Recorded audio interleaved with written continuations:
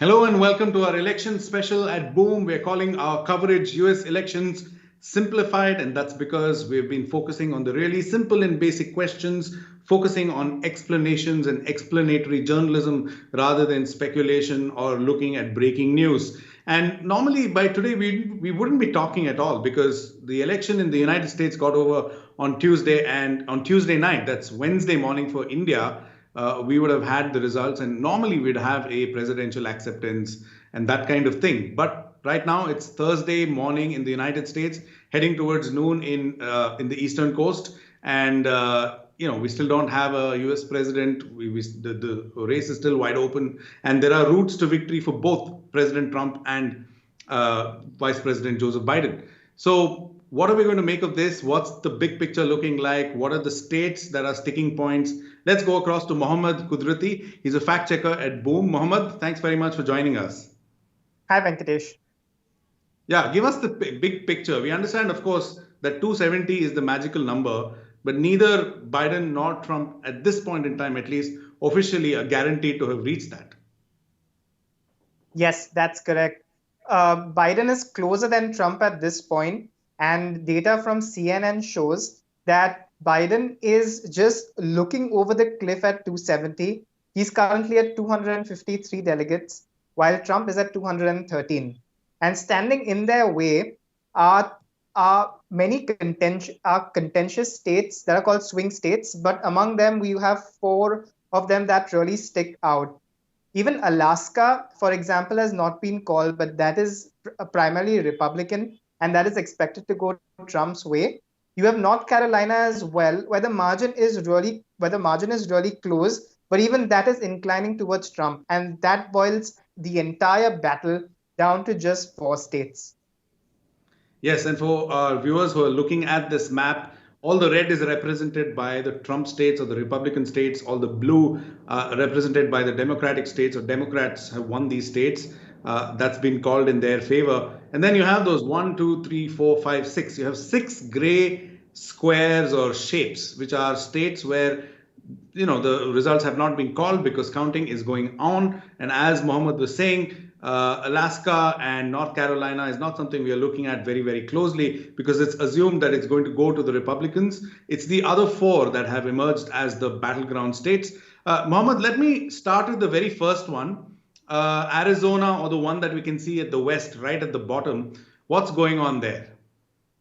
So Arizona doesn't really hold the largest electoral candidates in this particular race, but it is strategically really important, because whichever candidate wins this is assumed to have cleared the pathway, a really simple pathway to actually reach the presidency. For Trump, Arizona is his ticket for actually staying in the race.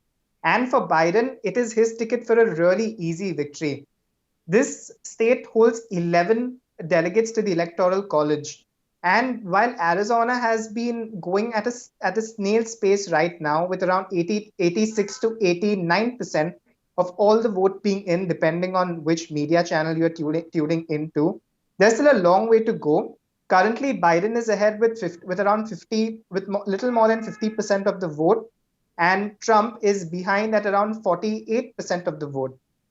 Recently, if you've been reading the news, Arizona was being a little disturbed by a lot of protesters, because they were demanding that the votes be either counted or not counted, depending on which side of the fence you are on. But rest assured, a lot of Biden votes are coming from its largest city, Phoenix, and that holds 60% of what the state of Arizona has to offer. Again, this state is a bottleneck. It's important for both parties. So right now, Biden's at 253. If you look at the CNN map that we brought up, and even the New York Times says it's 253. And as you pointed out, Fox News says it's 264 in favor of Biden because they've given Arizona, and they controversially gave Arizona yesterday to Biden. Let's talk about the next state, which is right next to Arizona, Nevada, which is also another gray, smudge there on that map.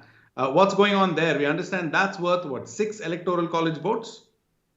Yes, that's correct. It is worth 6 electoral college votes. And this is considered to be a state which, if Fox News and Bloomberg's estimates are actually correct, this Biden is leading in this state, and if he wins this state, it's game over. Biden will win the White House. Now, Nevada is actually the slowest when it comes to counting. They are scheduled to give an election update tomorrow morning our time, which will be Thursday night their time. And Nevada is a state where most of the votes are coming from urban areas, especially those around Las Vegas. And there's a joke that's going where they say that officials in Nevada are counting stuff too slowly for a state that's full of casinos. But rest assured, Nevada is a if should Arizona fall into Biden's pocket, Nevada is a sure shot victory of for Biden. Currently, Biden is leading in that state, and Trump is trailing. But the share between them, the spread between them is decreasing really slowly.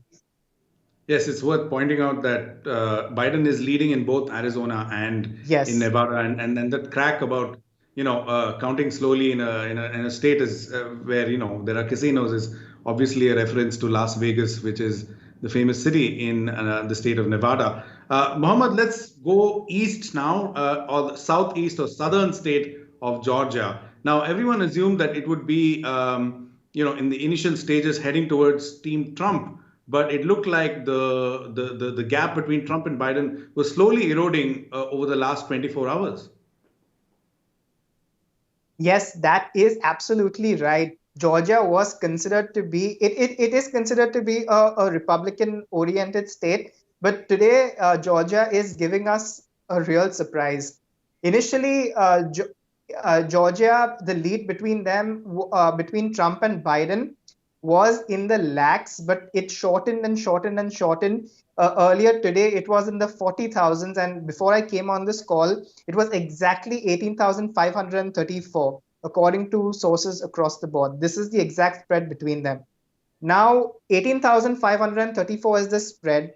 You have 90,000-ish ballots left to be counted. So that is based on the latest update we saw.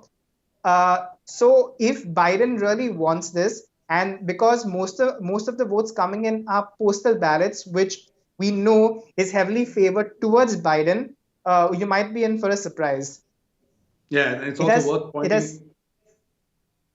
Please continue. It has 16. Yeah, sure. It has 16 electoral college votes, and it is quite a big win if Biden should win this.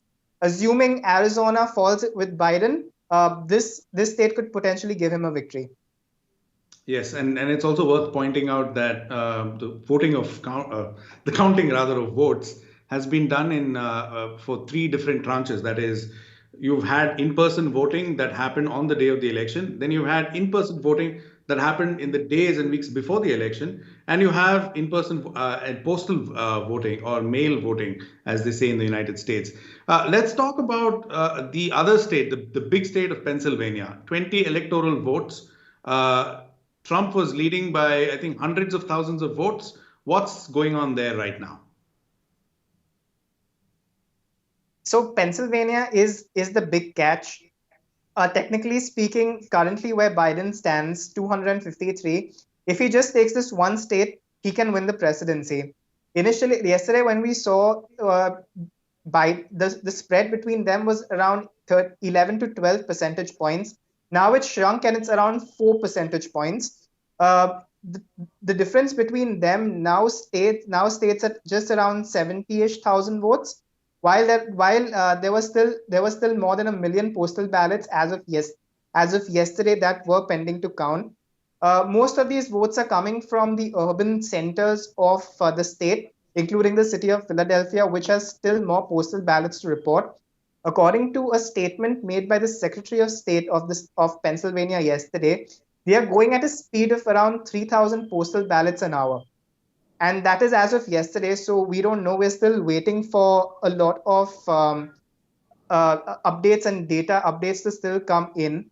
And because they are mostly postal ballots that are being counted right now, again, in favor of Biden. That's the expectation, at least. You might know Pennsylvania too may be holding some a sway in favor of Biden. Yes, again, the postal ballots are favoring Democrats because the Democrats mobilize their supporters with fears that, because of the coronavirus, and also fears that without a strong turnout they would not be able to win. So they harnessed and they mobilized their supporters, and that's why it's a record turnout in the United States election this time. Even before election day, there were about 92 or almost 100 million people who had already voted, both in a combination of postal ballot and in-person voting before the actual election day voting began.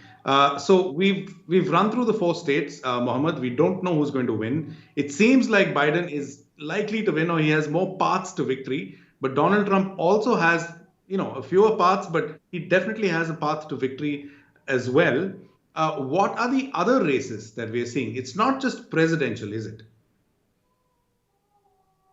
So if the presidency is the biggest prize that's up for stake today, there are other races as well that will determine on how efficient the incoming president will be. Let's take for starters the Senate. The Senate is the Senate technically was a race that was between Democrats and Republicans. So you had around 35 seats up for grabs, out of which 12 were belonging to Democrats and 23 were belonging to Republicans. On net, the Democrats had to flip 4 seats for them to gain a majority in the Senate. It really, to their surprise, it doesn't seem to be going their way. On net, they've just been able to flip 1 seat. And because the races are so close in all of these states, and these are the states from where we do not have results for 7 seats in the Senate yet, you do not know really which way the Senate is going to flip. For example, let's take Georgia, where there are 2 races right now, and none of them are really clear. Both of them are expected to go in a runoff in Jan. The other race we are looking at is the entire House of Representatives, which is quite similar to the Lok Sabha that we have, except the Lok Sabha has a tenure of 5 years, and the House of Representatives is a house that has biennial elections, which is elections every 2 years. Currently, they need 218 votes for a majority, and based on which media channel you're looking at, the Democrats are expected to retain the majority. They are in the majority right now, and they've crossed around 200 votes, depending anything from 195 to just above 200. That's 203 votes, depending on which channel you're following. Yes, it is tempting to think of the House of Representatives and the Senate as equivalent to Lok Sabha and Rajya Sabha. And initially, several years younger, I used to think that way too. But it's pretty clear that it's not exactly an exact comparison, because the House of Representatives may be equated to the Lok Sabha, but the senators who are elected, they're way more powerful than Rajya Sabha MPs. But yes, always interesting to look at the US, elections and compare it with our own system. And of course, we'll continue to keep an eye on the results, and we'll be asking those very basic, simple questions. We'll continue to do that right here on Boom. But for the moment, I'll let you go, Mohammed. Thanks so much. Thank you.